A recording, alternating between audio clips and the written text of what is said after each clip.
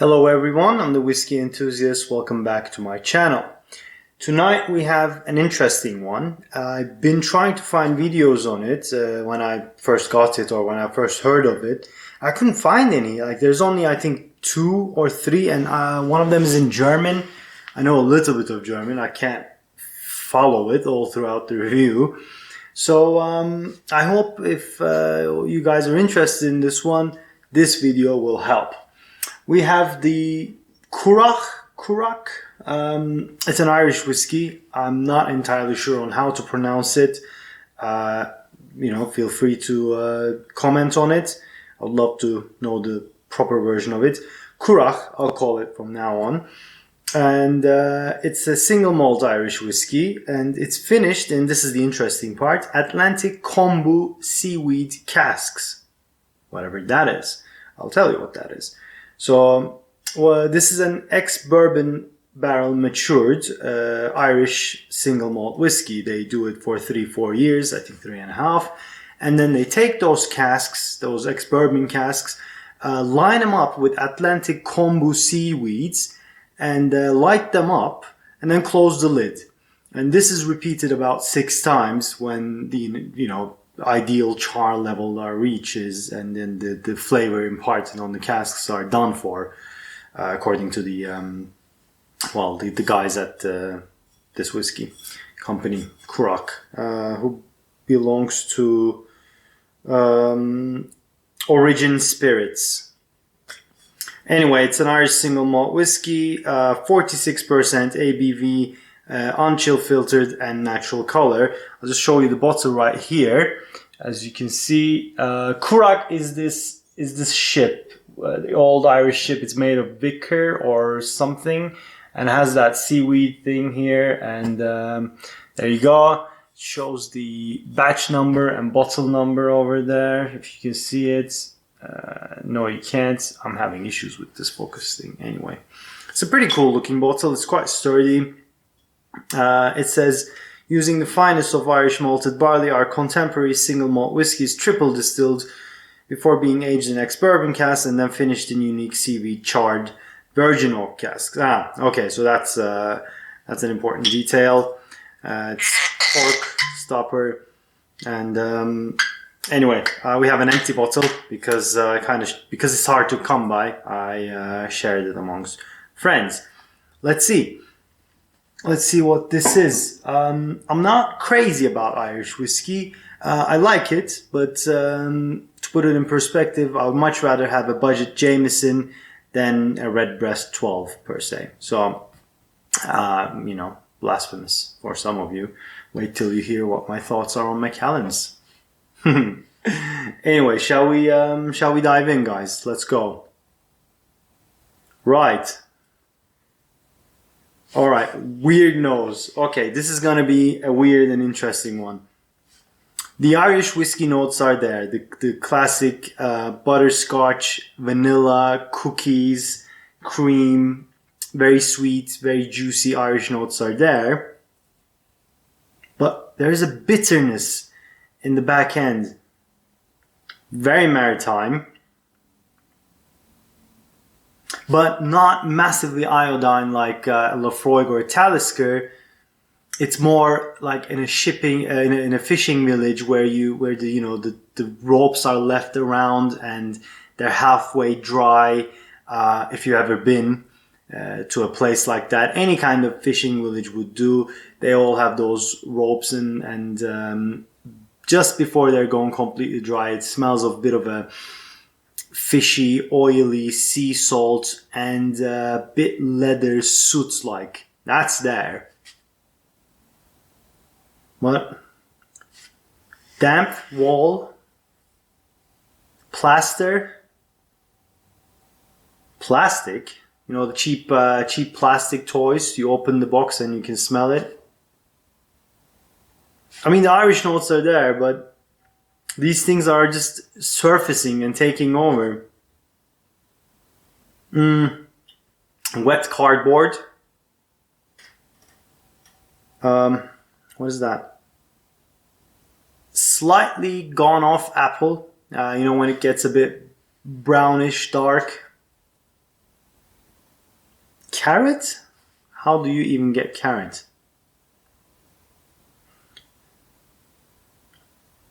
Yeah, it's dusty. Quite savory actually.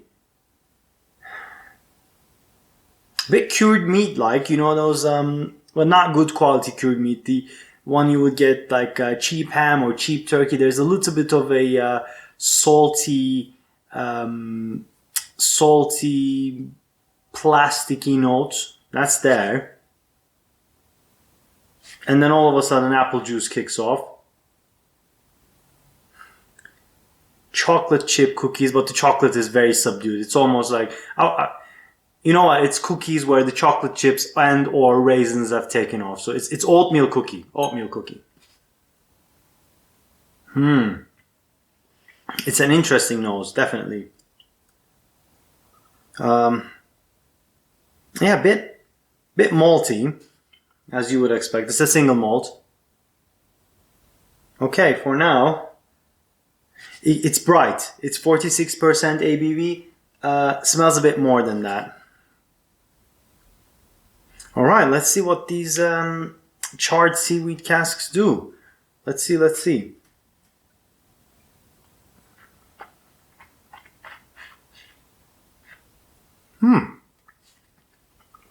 What? Guys, this is just weird. Not bad. Just weird. I gotta catch these things. Okay. All right. Ooh, very salty. Very bitter. Very umami. Definitely not super sweet. It's dusty on the palate as well. It's very seafood-like, dried fish, but you know, dried to the point of no return. Completely dried fish. A little bit of smokiness in there. Smoked kippers, but not as maritime, but smoked kippers. It's very chewy, dry, definitely dry. Mouth coating. I'm going on to the finish right now. It's umami, it's chewy, mouth coating, very satisfying finish.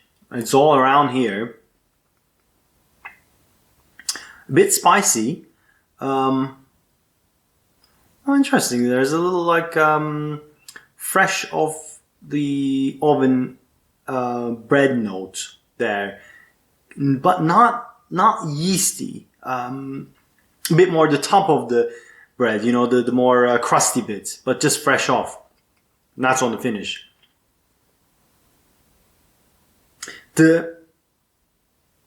Yeah, I mean, the best way I can describe this nose is, or the most dominant note is that half dry, half wet fishing rope, fishing nets, wet paint. There's a little bit of a morning breath. This is the most interesting and challenging in that sense, because you kind of have to get notes that you never had before around the air. If I find any more notes after finishing this video, I'll just note them down, or I'll add it on the editing. But it just goes and on and on and on, and play around with some water if you have it. It does affect it. Not, you know, I'm not a massive fan of adding water, because more often than not for me it doesn't bring out much. It just kind of subdues. But on some whiskeys it just livens it up. So do your thing, do your experiment. Yeah, you know, very maritime, very dusty, very malty. Let's go on another one.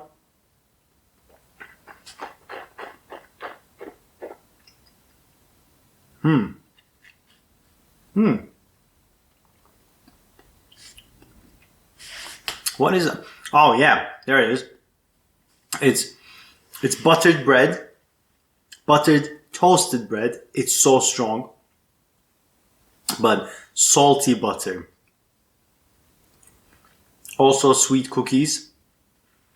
Now, my grandfather, my grandfather, my grandma, from that side of the family, they're massive fans of having fish for breakfast, and cured, salt cured fish on buttered toasted bread.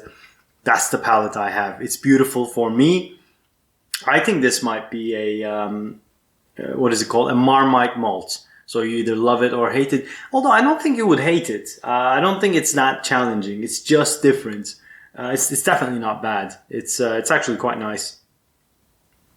But there are notes there that you're not familiar with. And it's very umami, very chewy, bread notes, salty fish. But like I said, it's not as salty as you would find it in Taliskers or Lafroigs or Ardbegs. It's not massive brine. It's a bit more dark and meaty fish, almost like a bit rotten fish. It does have that feel, but I don't know how that's not bad, but it's not.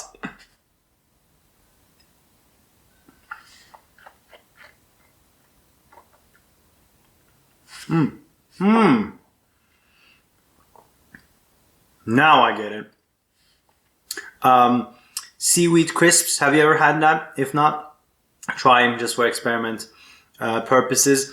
Closest thing to that is the outside layer seaweed of the sushis. The obviously not the nigiris, but go for the makis. The outside layer. That's the dryness. That's the salt. That's the iodine. I don't know if it's power of suggestion that it said seaweed. If it didn't, would I have found that? I don't know. On the nose, it's that half wet, half dry ropes of the fishing village. And on the palate, the most dominant note is that seaweed around the nigiris, the sushis. Because it's a bit like cardboard, that one, but also salty, maritime brine. There's fish notes there. Prawn crackers are there. That bitter and dry note, the mouth coating feeling of prawn crackers that are there. Like I said, is it power of suggestion? But it's far from an Irish whiskey. Don't expect an Irish whiskey from this. It's not. The virgin oak charred with seaweed casks are definitely dominating. This is, if I'm being honest, one of the most cask forward whiskeys I had. Like the effect of the casks are so powerful in this one, and it's only been in those casks for what, 4 months, 4 months. It's good. I mean, they did what they wanted to. This is Kombu Seaweed Cask. There's another one called Wakame. I think that was batch 1 maybe, or this is the new one. I'm not sure, but there's another one, Wakame. It will be very, very interesting to compare what different seaweed casks did. Will you find another difference? I don't know. Anyway, guys, I hope this helped for whoever's trying to find this whiskey. I definitely enjoyed myself. It's a very interesting one. I'm gonna give this 3 Glencairns because I love cask plays. I love people doing outside the box things and just never been done things. And it's good. It's not a bad whiskey. I'm not going to call it a Marmite malt. It's pretty good. I really like it. 46% ABV, unchill filtered, natural color, all the specs we like. Go and get it. 3 Glencairns, approved from me. Boom. Anyway, guys, thank you for joining me. It's been a pleasure. This one, I hope you liked it as well. If you haven't already, please like this video. Well, if you like it. And if you haven't already, if you want to see more stuff from me, please subscribe and also hit that bell icon. And go check my Instagram account at The Whiskey Enthusiast. I'd love to hear from you.